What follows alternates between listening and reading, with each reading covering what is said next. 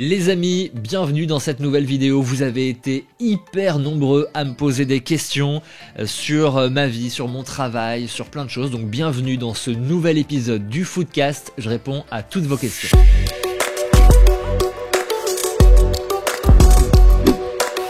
Je vais essayer de répondre assez rapidement à toutes vos questions parce qu'il y en a vraiment beaucoup. D'ailleurs, si vous en avez des nouvelles, n'hésitez pas à les balancer dans les commentaires pour un prochain épisode du Foodcast. Il y a Léa qui me demande comment vois-tu l'évolution du métier d'influenceur food. Ce qui est sûr, c'est que moi je profite chaque jour de ce qui m'arrive, de cette aventure exceptionnelle parce que j'ai toujours peur que ça s'arrête demain, parce qu'on ne sait pas comment va évoluer globalement. Comment vont évoluer les réseaux sociaux, comment va évoluer l'influence. On voit avec Twitter, avec TikTok dans l'actualité ces derniers mois qu'il peut se passer des choses très rapides, que certains réseaux peuvent être interdits dans certains pays en un claquement de doigts. Donc si vous voulez, je me dis pas que je suis arrivé, que c'est bon et que je vais faire ça toute ma vie. L'évolution, je la connais pas, mais ce qui est sûr, c'est que j'essaierai de la suivre le mieux possible. C'est pour ça que j'essaye de varier un petit peu les réseaux sur lesquels je suis, de ne pas mettre tous les œufs dans le même panier. Je peux pas te dire, en tout cas j'espère que ça évoluera pour le mieux. Thomas me demande, est-ce que je travaille seul ou en équipe? J'ai longtemps travaillé tout seul, on va dire depuis que mon compte s'est un peu envolé, qu'on a passé les 400 000 abonnés sur Insta et aussi depuis que j'ai lancé ma chaîne YouTube, je me suis entouré d'une équipe, notamment pour YouTube, une équipe de prod avec Benjamin, avec Alban, voilà, qui m'accompagne sur le développement de la chaîne. Et pour mes réseaux verticaux, donc TikTok, Insta, Facebook, Snapchat, j'ai embauché quelqu'un il y a quelques mois. J'ai beaucoup de mal à déléguer. Ça, c'est un truc vraiment qui est très difficile pour moi. Je travaille avec des gens autour de moi et c'est beaucoup plus agréable. Maxime me demande, as-tu déjà pensé à arrêter? Non. Très honnêtement, pour l'instant, j'ai pas pensé à arrêter. En revanche, il y a quelque chose auquel je pense, c'est est-ce que ça va s'arrêter? C'est un peu différent. Moi, pour l'instant, je profite. J'ai tellement conscience d'avoir beaucoup de chance, même si évidemment il y a du travail à côté, mais je sais que je suis, pour l'instant, que j'ai une vie de privilégié, que j'ai la chance de pouvoir vivre un rêve, de allier gastronomie, restaurant, de pouvoir gagner ma vie avec ça. J'ai conscience vraiment de la chance que j'ai. Donc, évidemment, j'ai pour l'instant aucune envie d'arrêter et j'ai envie d'en profiter le plus longtemps possible. Mais en revanche, oui, il y a quelque chose qui m'obsède un peu et je pense que c'est malheureusement le cas de beaucoup de créateurs, c'est cette peur que ça s'arrête demain. Parfois cette tendance à être un peu trop sur les chiffres, quand une vidéo marche un peu moins, de te dire putain ça y est c'est la fin. Moi j'ai vraiment cette tendance-là et je travaille dessus et mes proches m'aident aussi et voilà, et à travers divers actions que je peux faire, j'essaye de vraiment travailler là-dessus. Il y a encore quelques mois de ça, c'est quelque chose qui m'obsédait et dès que j'avais une vidéo qui faisait un peu moins de vues, ça jouait sur mon moral et surtout j'avais une angoisse de la fin et de l'avenir qui était considérable. Donc ça, j'ai quand même beaucoup travaillé là-dessus. Il y a plusieurs expériences qui m'ont permis de faire redescendre la pression et surtout comprendre que il y a des hauts et des bas et que c'est pas parce qu'il y a un petit bas qu'il n'y a pas un haut qui se profile à l'horizon. Donc voilà, ça m'a un peu apaisé par rapport à ça. Il y a Baptiste qui me demande quelle a été ta plus grosse galère en tant qu'influenceur. Je raconte souvent cette histoire, mais il y a un truc qui m'a choqué, j'en ai même eu les larmes aux yeux. Un jour, je vais dans un bistrot et en fait quand je suis en tournage, je vais donc souvent à midi au restaurant sur le service du midi. Donc là en l'occurrence j'étais tout seul. Donc j'avais sur la table plusieurs entrées qui m'avaient été apportées par le restaurateur, que je pouvais filmer, etc. Et j'ai une petite lumière dans la main, ce qu'on appelle un panneau LED, qui permet d'éclairer, notamment dans les restaurants un peu sombres, qui permet d'éclairer les plats et d'avoir de plus belles images. Donc je suis là avec ma lumière, etc. Et ma lumière assez puissante. Et il y a une personne qui est beaucoup plus loin dans la salle, qui visiblement était un peu gênée par ma lumière. Ce que je peux totalement comprendre et entendre, et moi il n'y a pas de problème quand on vient me voir et qu'on me dit bah monsieur, est-ce que vous pouvez juste baisser un peu la lumière, ça m'éblouit, c'est pas très agréable. Je l'aurais fait, enfin vraiment il n'y a pas de débat, il n'y a même pas de sujet. Je déteste gêner les gens, notamment quand ils sont au restaurant. Elle se lève et là, elle me hurle « Ouais, vous nous emmerdez avec votre lumière, les influenceurs, vous faites chier tout le monde, il y en a ras-le-bol, on a envie de manger tranquille et tout. » Elle hurle dans le restaurant, tout le monde se tait, tout le monde la regarde, tout le monde me regarde. Donc moi je deviens rouge écarlate et je commence à avoir les larmes aux yeux parce qu'en fait c'est hyper violent de se prendre un un torrent de haine comme ça, et surtout que tout le monde s'arrête de parler, tout le monde te regarde, t'es le centre d'attention de quelqu'un qui est en train de t'humilier, vraiment comme un enfant. Je range ma lumière et je fais oui, pas de problème madame, j'avais pas envie, j'allais pas lui répondre et me mettre à gueuler contre elle, donc j'arrête, je range mon truc, mon matos et tout, mais vraiment je tremblais tellement j'étais un peu traumatisé de cette attitude. Le restaurateur est venu s'excuser auprès de moi après, évidemment, parce qu'en fait, je pense que même la personne qui était en train de déjeuner avec elle a dû lui dire mais calme-toi, enfin ça va pas, on parle pas aux gens comme ça. Juste elle serait venue me voir en me disant baissez votre lumière s'il vous plaît monsieur, je l'aurais fait avec grand plaisir. Quelle est la vidéo dont tu es le plus fier, me demande Paul. Il y a beaucoup de vidéos que j'aime beaucoup. Moi ce qui me rend le plus fier c'est quand je peux servir à changer la vie des restaurateurs ou des gens qui sont dans mes vidéos.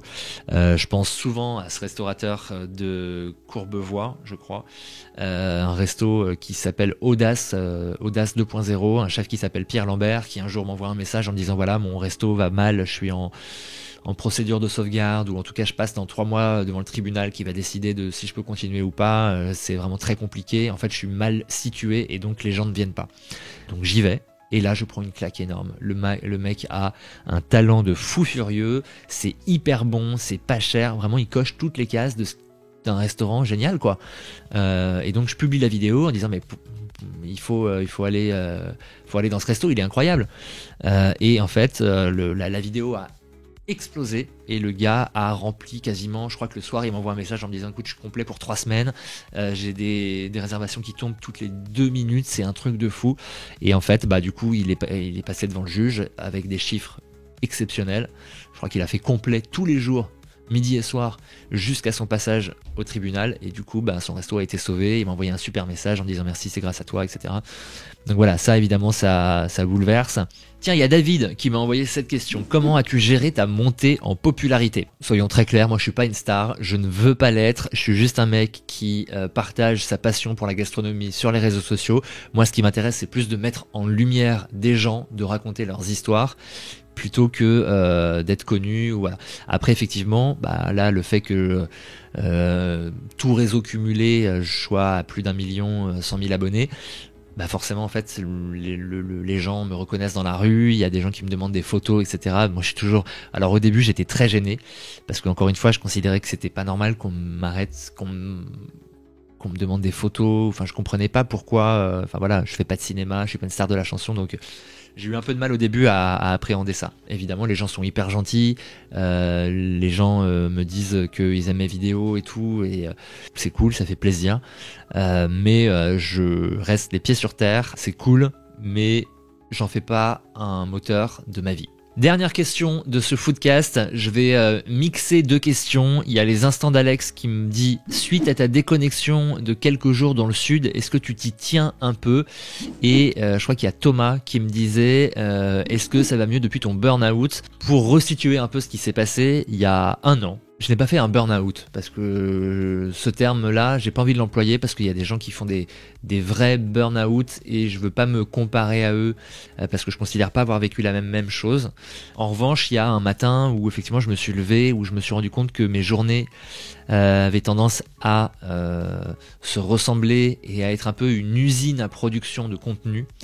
Et je trouvais moins de plaisir dans ce que je faisais, j'étais plus dans l'obligation de créer le matin la vidéo pour le soir, et d'avoir cette routine un peu de création, et justement de rentrer dans une vie de routine et non plus une vie de passion. Et j'avais besoin de retrouver ce sens et cette passion-là. Ouais, j'ai eu un petit coup de déprime, un gros coup de déprime on va dire, pas un burn-out, mais un gros coup de déprime, avec grosse remise en question de...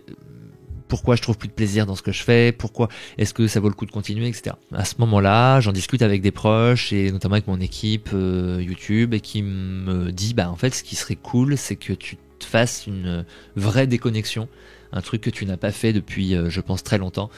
Et effectivement, très bonne idée, je leur dis allez, on le fait, on va tourner ça en plus pour montrer mon expérience sur YouTube.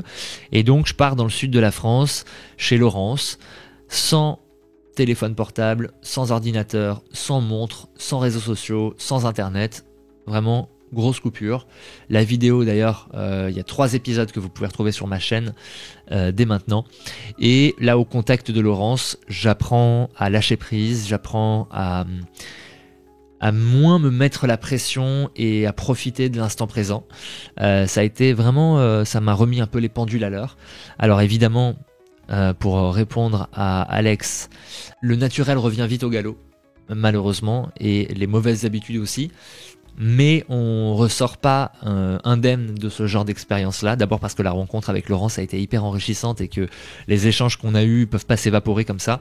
Et donc, ce qui est assez cool, c'est que j'ai plus quelque chose qui pouvait m'arriver avant. C'est-à-dire que j'ai plus cette pression de la création. J'ai plus en fait cette obligation. J'arrive à mettre le plaisir au cœur de mon métier et voilà et à prendre du recul sur les choses, à profiter de l'instant présent, à arrêter de penser que ça va s'arrêter tout le temps. Donc ça c'est vraiment quelque chose qui a été très enrichissant pendant cette expérience-là et que je continue vraiment à garder, que je garderai toujours. C'est voilà, toujours relativiser, te dire que si tu n'as pas de vidéo à publier ce soir, c'est pas grave, les gens vont pas se barrer et t'oublier, et que même si tu publies pas pendant 2-3 jours, bah c'est pas grave. Et en fait maintenant aujourd'hui voilà, j'ai plus cette injonction à publier, j'ai plus cette pression là, je publie quand ça me fait plaisir. Alors il s'avère que là je publie très souvent, mais parce qu'en fait j'ai plus cette obligation là. Je sais pas comment vous expliquer, hein, c'est que j'ai pas forcément baissé mon rythme de publication, mais je prends du plaisir à publier et voilà, si je publie pas, c'est pas grave. Donc voilà, j'ai quand même gardé beaucoup de positif de cette expérience et clairement je suis plus du tout dans le même mood qu'il y a un an et j'espère que ça se voit. On va s'arrêter là, même s'il y a encore plein de questions. Je suis désolé à tous les gens à qui j'ai pas encore répondu. Je crois qu'on va faire un nouvel épisode encore, ou peut-être un live, tiens. Est-ce que ça vous dirait qu'on se fasse un live la prochaine fois où je réponds en direct à vos questions?